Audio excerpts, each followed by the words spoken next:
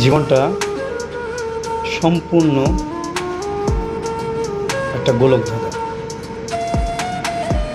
এজন্যই বলছি জীবনটা খুব কঠিন। জীবনটা এক একজনের কাছে এক এক রকম। কেন বলছি, দেখুন, যার অনেক টাকা আছে তার কাছে জীবনের বর্ণনা অন্যরকম। যার বেশ তার থেকে একটু কম টাকা আছে তার কাছে জীবনের বর্ণনাটা অন্যরকম।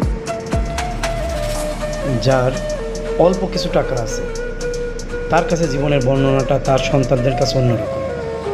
আবার যার দিন আনে দিন খায় তার কাছে জীবনের বর্ণনাটা অন্যরকম।